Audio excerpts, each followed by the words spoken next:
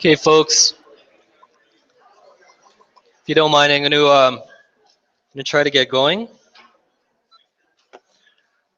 So this is sort of the last section that we have on Zika before we move on to other things related to gene drives, CRISPR-Cas9, and other genome editing technologies.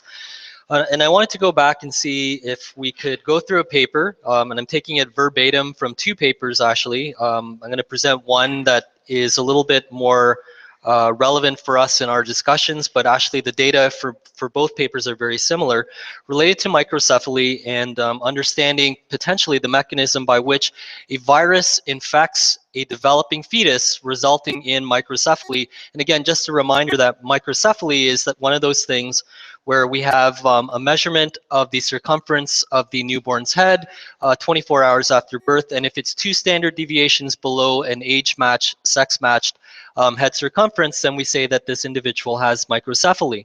There's a lot of debate about whether or not this is actually occurring. For example, right now, there's a lot of debate that was just put out by Nature about an hour ago that suggests that maybe this whole epidemic that we're talking about, where usually we talk about 1 in every 3,000 to 10,000 live births, and we have several hundred cases per year in Brazil, and suddenly it's gone up to 1,500 or so in Brazil over the course of 1 year, that maybe in fact it's actually an anomaly. It may not be due to the Zika virus infection at all. And we, again, have a lot of things that suggest that in other infected countries that we don't see microcephaly. And we only see microcephaly when we look in specific areas in northeast Brazil, not across Brazil as a whole. So it's one of those great medical mysteries. We are throwing everything that we can in terms of modern science at this disorder, but we still don't understand it. And we've been trying to understand it for the past year. And again, there's a lot of debate as to what we should be doing about this. If it is indeed caused by Zika, and if it is indeed caused by mosquitoes, we actually have the technology right now to wipe mosquitoes that carry this vector completely out of the region of Brazil and in Latin America. And should we actually be engaging in this? And that becomes more of a bioethical debate. We have this technology called genome editing, and we have this technology called CRISPR, that allows us very, very quickly, very, very cost effectively to wipe out over several generations in a very short time, within a matter of about half a year, all of the mosquitoes that carry this particular Zika virus. Should we in fact do that before we understand the ethical and the ecological impact that these gene drives by using CRISPR actually has?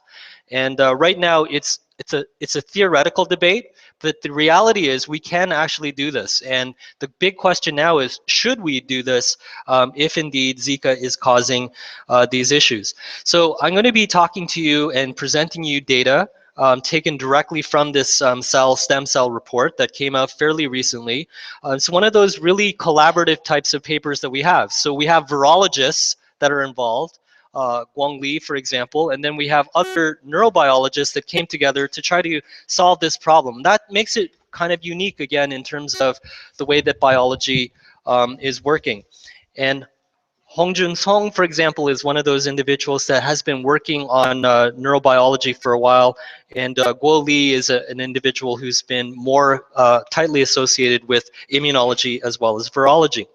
So we think that based on other types of infectious diseases, whether it's toxoplasmosis or rubella, cytomegalovirus, herpes infections, or syphilis, together called torches, that if you have this during the first trimester, you can actually see and observe microcephaly. And these are the main sort of infections that have been previously associated with microcephaly.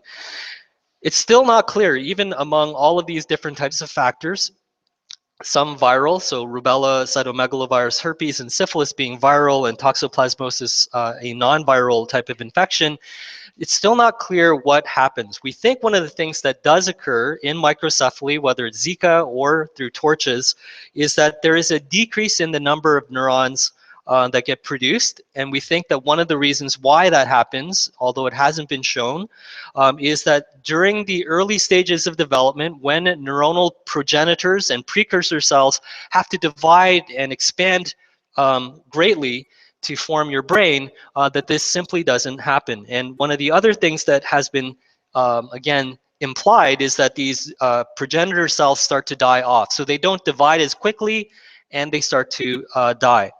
So we're not 100% sure of the reasons why this occurs. We know that other types of viruses can compromise brain development in utero. And the Zika virus, which is now being found in more and more countries, in 26 different countries and territories in Latin America and into the Caribbean and in some parts of the southern United States, like in southern Texas, for example. We know that the Zika virus is indeed spreading. This becomes problematic because during that first trimester, those individuals who might be infected, they don't know, they don't have those classic symptoms like conjunctivitis, etc. They may actually be infected with Zika, may somehow transmit this to the developing fetus, and not really even know that they have a potential to have microcephaly until they go in for their very first examination. And again, there is a tighter correlation right now, at least in terms of the World Health Organization, with Guillain-Barré syndrome. And that one, the association tends to be more solid, that if you've had a Zika infection, that for whatever reasons you will develop Guillain-Barré syndrome, but we're still not 100% sure about Zika, but I will take you through this data from this one paper in Cell Stem Cell. So as of February the 1st, 2016, the World Health Organization actually came together to call for a public health emergency in those 26 countries as well as territories. And it is something that they are keeping a very tight watch on, as well as the CDC in the United States. So a couple of things to keep in mind, and I'll actually be talking to you about this several times throughout today's lecture. The Zika virus, we know from the last lecture, one of the routes of infection is through the skin, and as a result, keratinocytes, which are part of the skin, the normal fibroblasts, keratinocytes, etc., are able to be infected. And we're going to come back to this. What types of cells get infected by Zika? Is it every last cell that you have that encounters the virus that gets infected? It doesn't seem to be. That makes sense because we know that there are certain host receptors that we need to have, host proteins, that there are also proteins that are found specifically on Zika that have to interact. So it can't be every last cell. So we know skin cells are one way in which Zika can infect.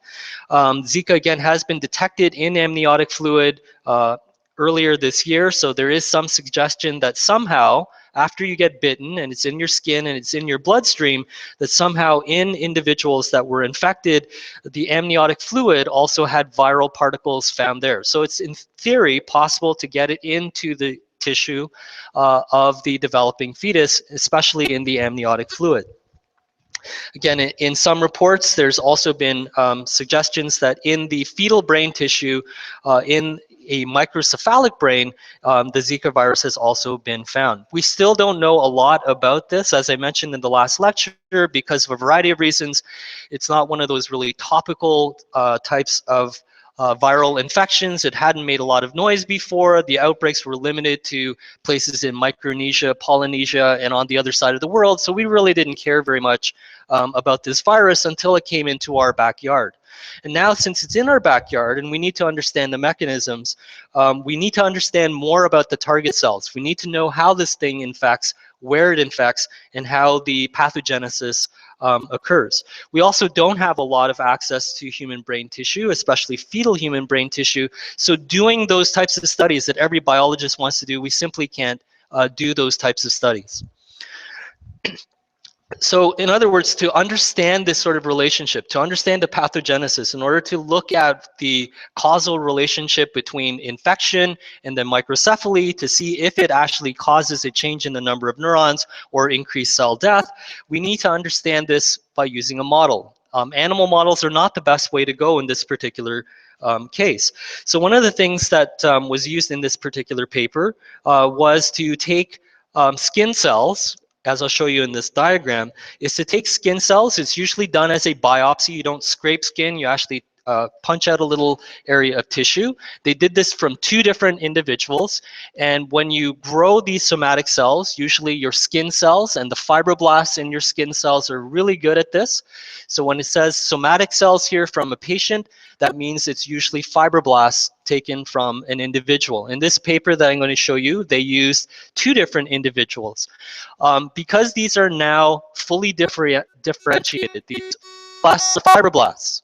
They have all the properties of fibroblasts. They have no way to go back in time and become pluripotent cells until we add different genetic factors back into them, or transcription factors like SOX2, OCT4, KLF4, as well as MYC, and we can transfect these or deliver these genes to these fibroblasts. And when we do so, we can then reprogram these fibroblasts back into a pluripotent state. So they, in theory, can become other cell types, not just fibroblasts.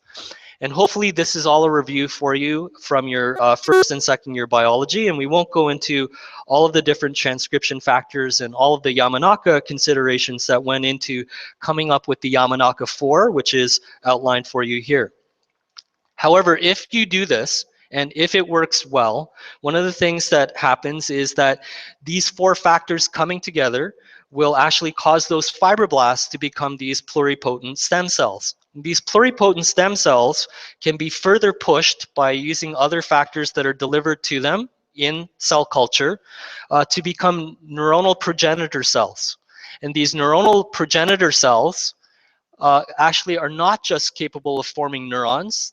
These in theory can form neurons, and they can be differentiated into neurons. They can also be pushed into an astrocytic lineage or become astrocytes, and these neuronal progenitor cells can also become oligodendrocytes. And we talked about oligodendrocytes in a lecture where we talked about multiple sclerosis and oligodendrocytes within the CNS being affected. And so we can take individual fibroblasts, reprogram them through these 4 different transcriptional factors, and then push them back into an undifferentiated state or a stem cell-like state, and then model different neuronal progenitor cells, just like we would find in the developing embryo. Those neuronal progenitor cells would resemble what we would see in the developing fetus. And so this is the model system that we're going to be looking at in this particular paper.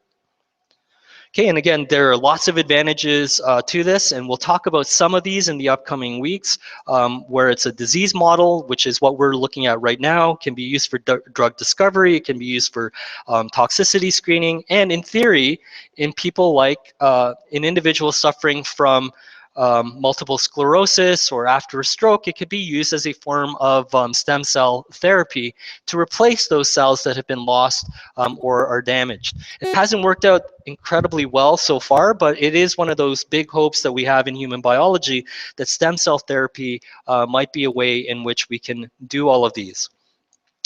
So I'm going to go through a lot of the experimental methods taken directly from their methods section. There isn't a lot to their methods. They really wanted to get this paper out really quickly.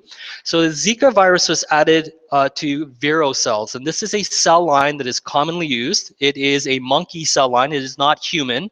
But one of the things that was important in this was to demonstrate that in an interferon deficient monkey cell line, that they could go back and see if it, one, infected and how greatly or how much it infected these monkey cells. Remember, this is the original line, and this is originally found in monkeys. The Zika virus was found in the Zika forest in Uganda. It was found to infect monkeys and made them sick.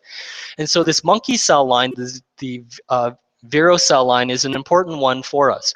Can any of you think of a reason why it has to be interferon depleted, or it doesn't have interferon?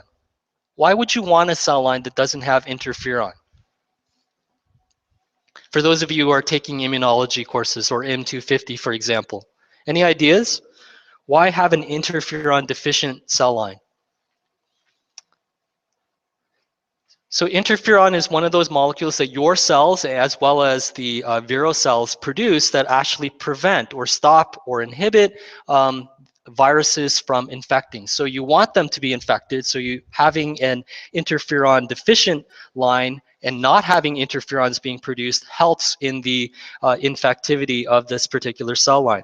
So when they do all of this and then they infect with this virus that they're going to be using, then they go back and look at the cells and they do RT-PCR, reverse transcription PCR of the sequences that are found in these infected Vero cells. They find that this is the original sequence that was found in the virus that infected monkeys back in 1956. This is the original Zika virus, in other words, that they are working with. It has all of the properties as well as infectivity of that original line that was transmitted from monkeys into mosquitoes and is the same type of virus that is still found now in places like Latin America, etc. So what these authors started to do was to test this new virus that they have in a variety of different human cell lines. Remember, they know nothing about this. They want to know, what kind of cells does this actually infect? Does it infect everything? Does Zika, if it's applied to your skin, if it's applied to your renal cells, if it's applied to your gastrointestinal tract, does it infect everything? And so one of the things that they wanted to do was to look at several different human cell lines, and they wanted to know, are these all capable of being infected? Interestingly and surprisingly for these authors, one of the most highly used cell lines that we use in biology is a human embryonic kidney cell line. This is kind of like the workhorse of biology. And this human embryonic kidney cell line that looks a little bit like renal cells, it looks a little bit like epithelial cells, actually was not infected. It didn't infect very, very highly, and it showed low permissiveness, which is another way of saying low infectivity following Zika virus application. So here is a list, and you don't have to bother trying to memorize the list of the different cell lines. The one I just pointed out to you is the human embryonic, or HEK293 T cell line. And we just abbreviate the human embryonic kidney cell line. Surprisingly, it did not get very infected. It had low permissiveness, in other words. But the other cells that they looked at, the ones that are most important to us, are the ones that are shown here.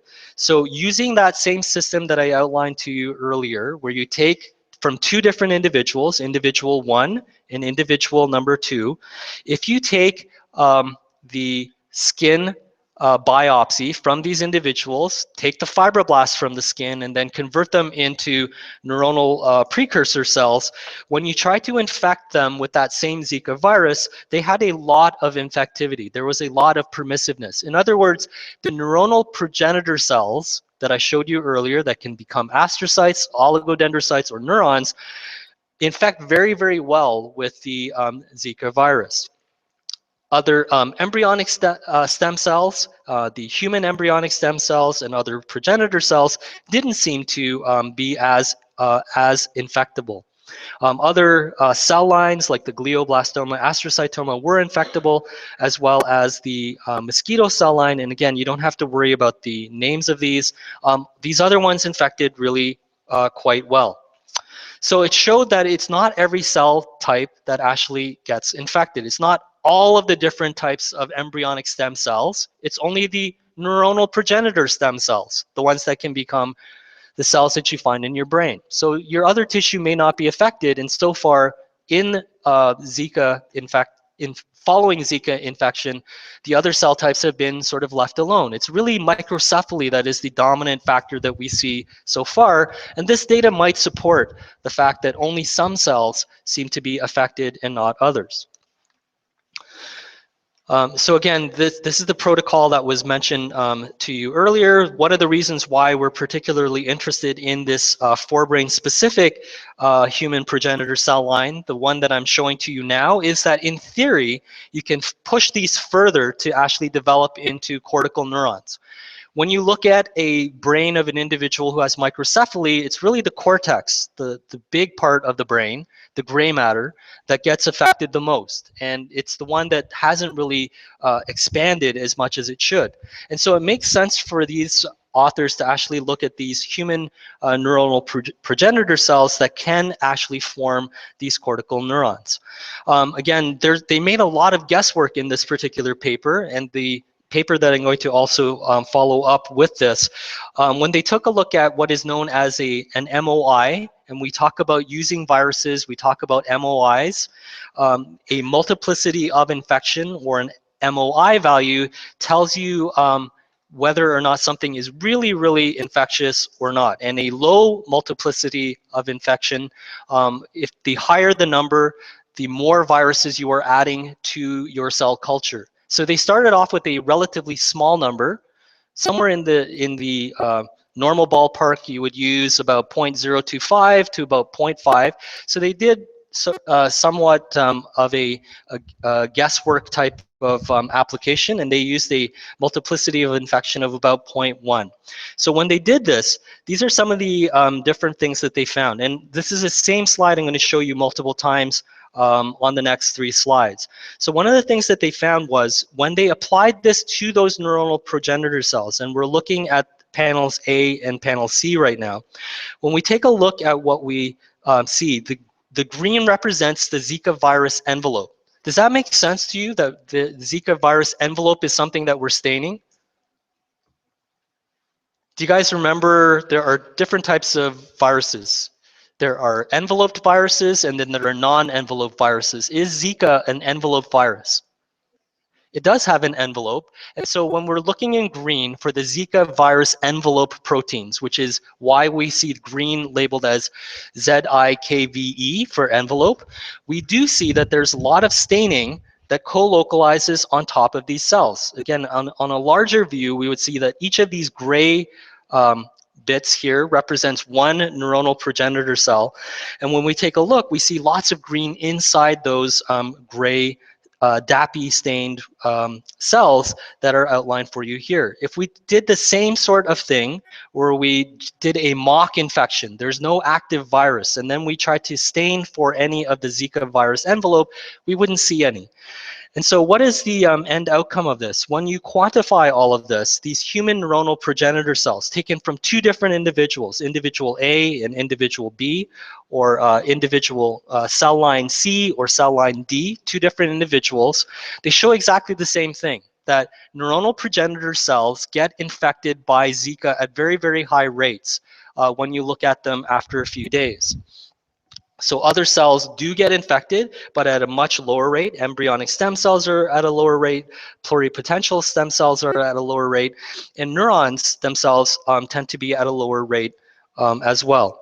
So this is the main focus on this particular slide, showing that when you apply Zika to these neuronal progenitor cells, they do indeed infect at very, very high rates, even with a very low multiplicity of infections. So even with small amounts of virus at 0.01, they still saw lots of green expression saying that these cells were actually infected. So again, this also points out that the embryonic stem cells as well as iPS cells, induced pluripotential stem cells, could also be infected, but they were very, very limited. The amounts that they saw were actually really low. The only other thing I'm going to point out to you here is that one way we can actually see if these stem cells are still indeed pluripotent, they can form other cells, is we can look for a non-differentiation marker. Once a cell is differentiated, it loses things like NANOG. NANOG is a stem cell marker. I want you to make sure that you know that NANOG is a stem cell marker.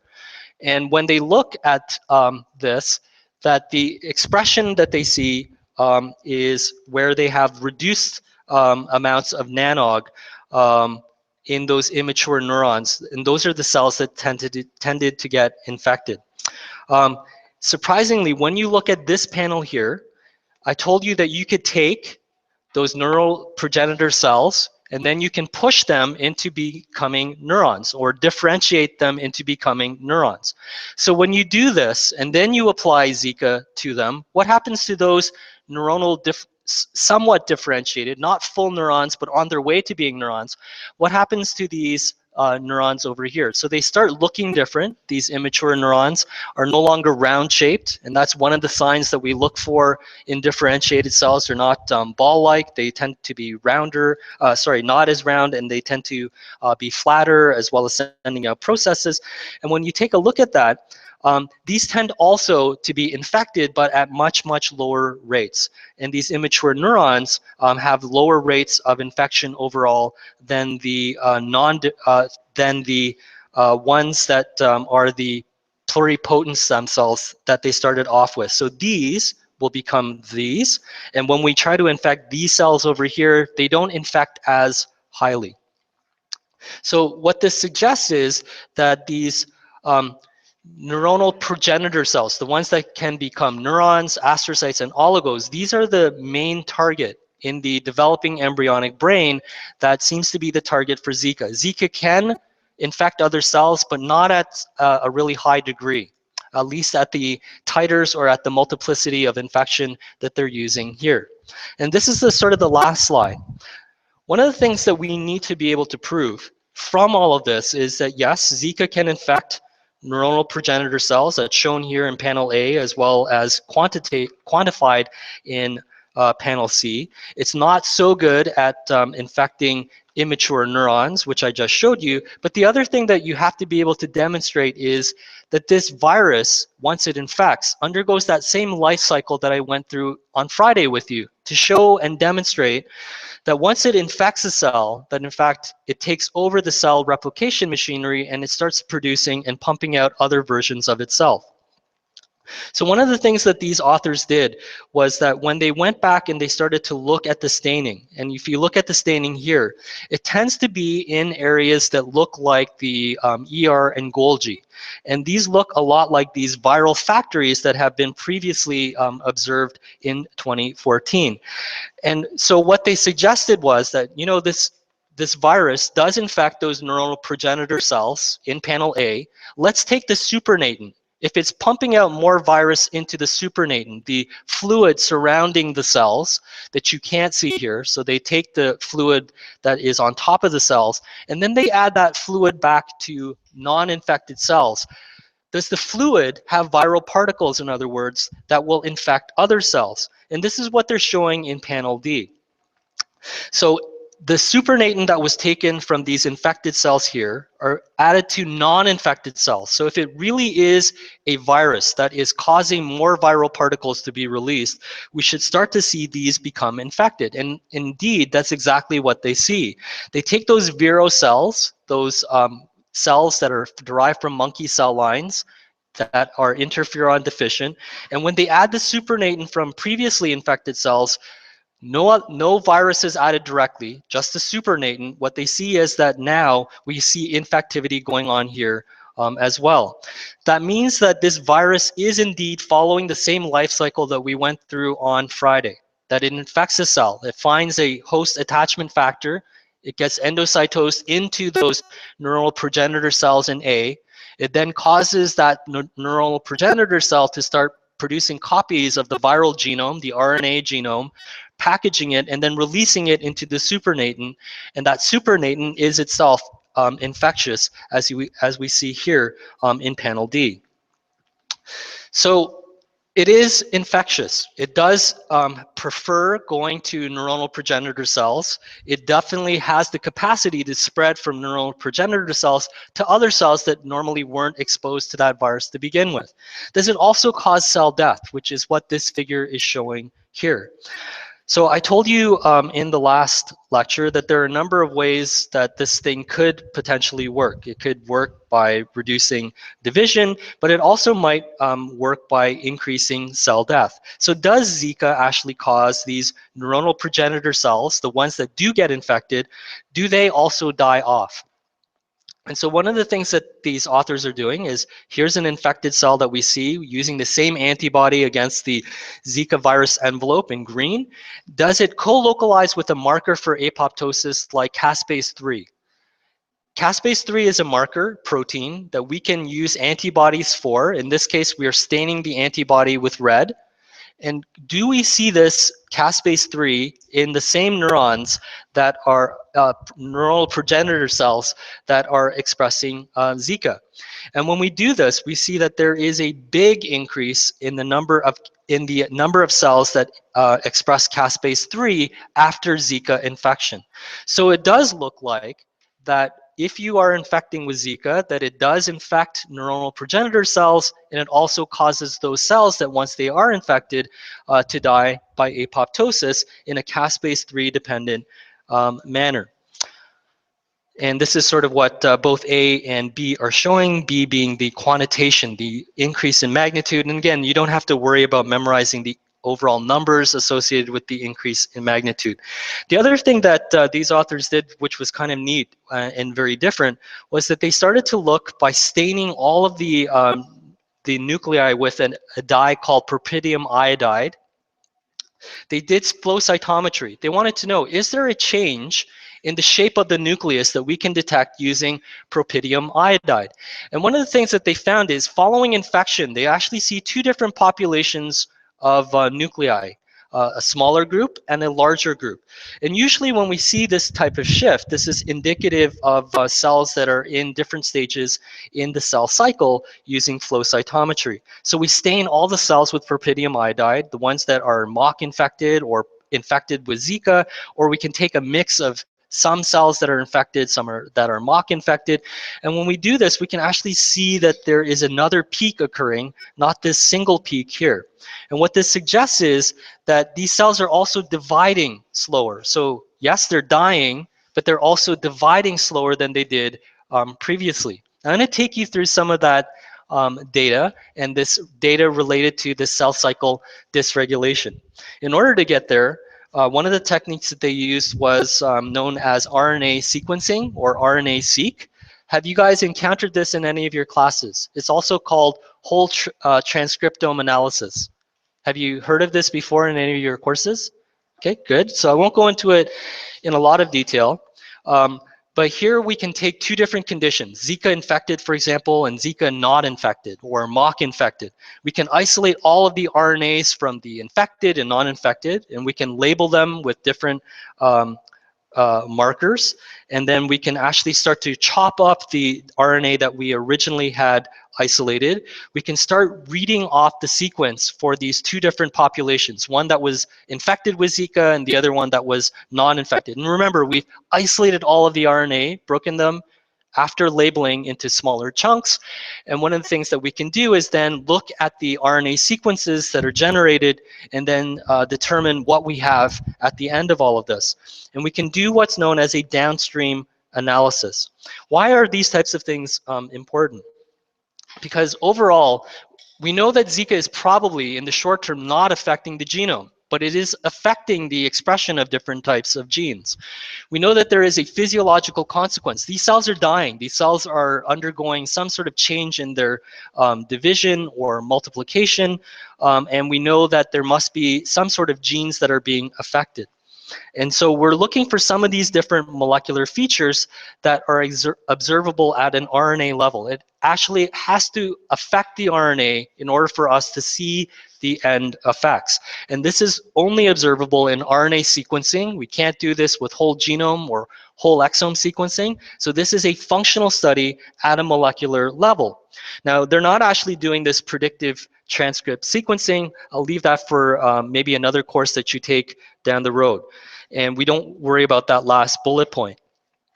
So when they take a look, they see that there are all sorts of transcriptional differences between the cells following Zika infection. And in blue, here on the left, these are all genes or transcripts that they see being reduced following Zika infection. And all the ones here in red are the ones that go up after the cells have been infected with Zika. And so there are cells, so there are transcripts that are associated with the cell cycle. Again, there's a cell cycle dysregulation. The cells are dropping out. They're not dividing as quickly. And so the different transcripts associated with the cell cycle are downregulated. They've been suppressed following Zika infection. And again, this is that large-scale analysis that we've talked about, this global transcriptome analysis following RNA sequencing. Other pathways that seem to go up include things related to the metabolism. The cell needs to be able to put out more viruses. It needs more energy. It needs to increase its metabolism. But in addition to all of these other factors that are related to the viral replication itself. So the virus needs to divide, it needs transcriptional machinery to be upregulated, it needs more of the protein transport to be upregulated. But in addition to that, the regulators of cell death are also upregulated, just like we would suspect they are, including caspase-3. So this actually tells us that this is a functional consequence at a genetic level of Zika infection. So there's a lot that the authors actually take away. It's only a 2-page monograph, by the way. It's not very long. And these results are actually really preliminary, but it was published in a really high impact journal like Cell Stem Cell.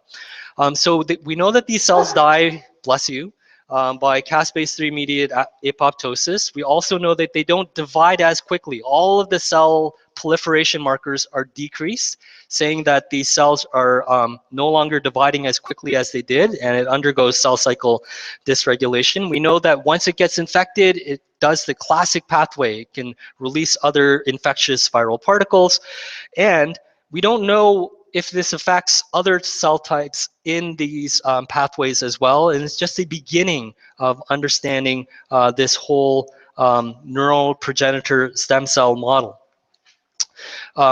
These flaviviruses that I mentioned to you can actually attack a number of different cells. So dengue virus, for example, can actually infect cells of different lineages, including ones that are normally found within the blood pathway or hematopoietic cells. And these are important in its pathogenesis, how it actually becomes infectious, as well as causing problems. West Nile, which is another flavivirus, can also infect epithelial cells in a variety of different tissues. It can also infect neuronal tissue, so we do have some information about that. Zika has been shown to infect skin cells, the keratinocytes, fibroblasts as well. We're still left with this big unknown. We find it in the amniotic fluid, so obviously it has to get there somehow from an infected individual's bloodstream. We don't know how it gets into and affect neuronal progenitor cells. That's still an unknown. They can't answer this using the methods that they were using right now. Again, lots of follow-up studies that could be done related to what they are actually suggesting. So they don't know the long-term consequences. So they only know that it results probably in microcephaly. They don't actually come out and say this. They say it probably results in microcephaly because, one, the cells don't divide as quickly, the neuronal progenitor cells that might become cortical neurons. Two, they start dying off, which also might result in microcephaly. But those cells are still infected. We don't know what the long-term consequences are following this infection in the remaining cells within the brain. Another study way back in 1971 actually said that if you infect in an animal model with Zika, this actually causes the astrocytes to undergo an enlargement. And so we're not really sure what the long-term consequences of having the Zika virus infection might be. And we don't know, for example, in those individuals who were infected while they were pregnant, we don't know if it also infects the pregnant mothers in terms of their neuronal stem cells in your brain. So all of you have thousands of neural stem cells in your brain, and these are definitely at risk, at least in theory based on this paper, following Zika infection. So this is from a different paper, and what they showed was basically the same thing. Their multiplicity of infectivity was a little lower, all the way down to about 0.025, so lower number of viruses in the media that they were infecting these cells with.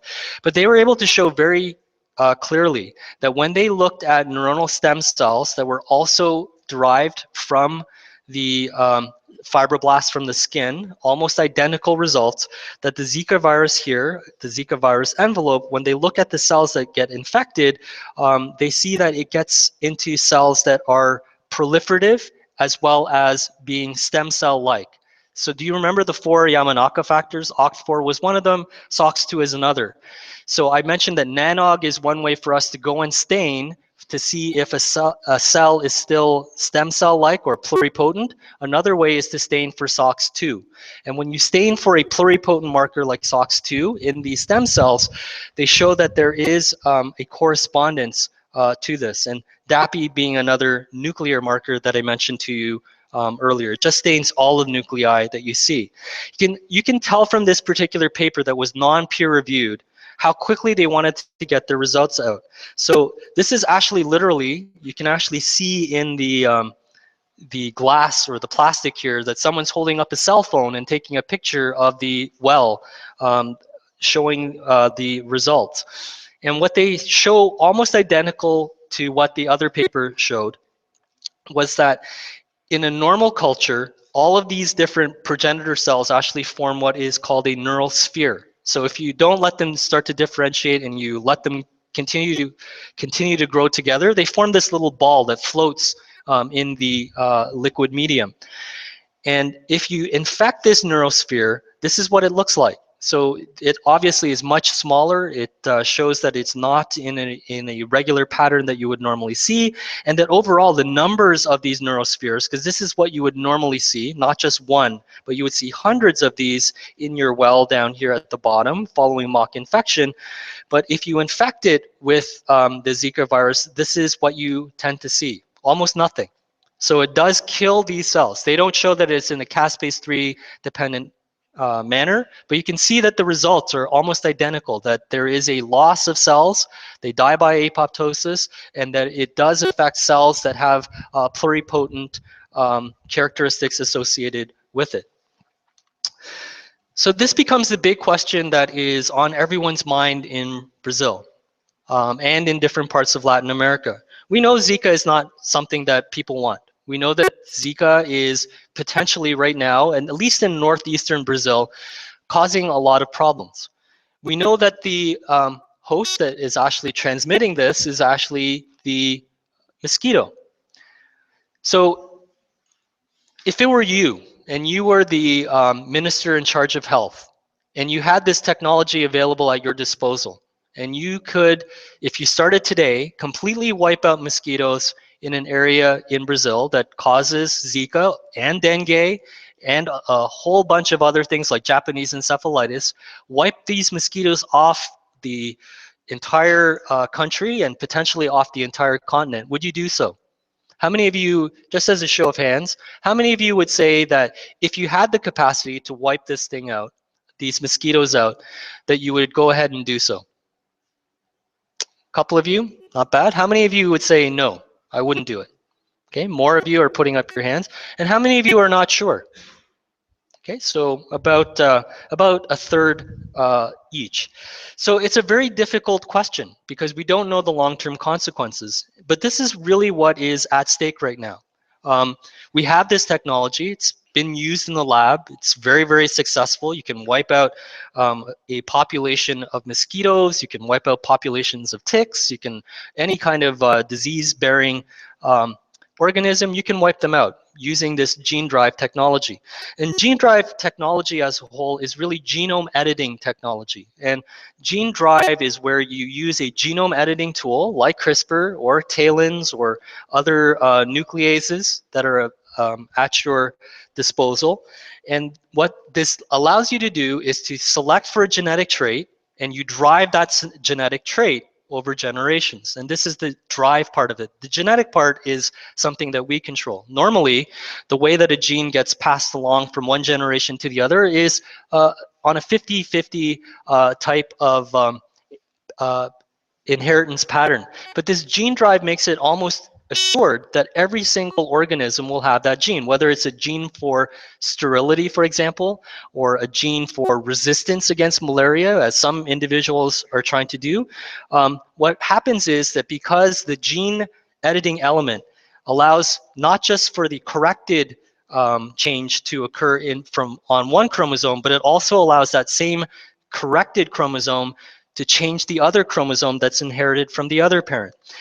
And again, we'll come back to this next week. We don't have class, by the way, on Friday, so we'll come back to this very quickly on Monday and talk a little bit about the bioethics. But this is sort of the normal inherited pattern. I could do I could do a genome edit on a male, and I could introduce a change here that might be beneficial. But if I only did this, the normal pattern of inheritance would be where this gene that I've modified only gets passed along to 50% of the offspring, and this is the 50%, and that 50% gets passed along as well. And over time, this genetic change that I've instituted in this particular organism has no effect. And so this isn't really a gene drive. All it is an alteration in a gene that gets washed out in the population. However, if I take that altered gene and I use that altered gene as a template along with a genome editing tool that's delivered at the same time, the other copy of the chromosome, no matter where it's coming from, a wild type, etc., can actually be changed in the offspring. And so that offspring, no matter what's going to happen, is going to have that gene being passed along. And so we might start off in a scenario like this, where we have a genetically modified organism that also has a genome editing tool inserted into it that allows it to pass along the genome edit. But here it's not being washed out. It gets passed along to every one of its progeny. So it's passed along not at 50%, but at 100% of all of its progeny, as you see down here. Eventually, in the population, the wild population, once it gets released and it encounters fewer and fewer of these yellow wild types, everything in the population will be sort of in this genome edited, gene driven sort of profile. Now, this wasn't really feasible up until a few years ago. And in 2012 and 2013, this new technology that you've been hearing a lot about, and I took this directly from this Science News article. I was really quite impressed by it. I was kind of giving my home program a really hard time, saying that some of our labs in third year really need a good update. And I let them know that in some science classes, third graders are actually using CRISPR-Cas9. So shouldn't our third year students have the same opportunity to be able to use CRISPR-Cas9 in third year labs? And this CRISPR technology actually is, one, much cheaper than it's ever been before. It's easier to actually develop. The tools are readily available, and the nuclease is actually being cloned to become more and more efficient. All of these things coming together, gene drive is now completely feasible. What the biggest concern for bioethicists isn't really, should we do it? The biggest concern for bioethicists is that someone, because these kits are now commercially available, you can pay $120 to have a CRISPR-Cas9 kit sent to you, that someone sitting in their basement is designing something that will wipe out a population of mosquitoes or bats or something else that will affect our ecosystem. It's theoretically possible to do this. It would be someone who would be really smart and have other resources available.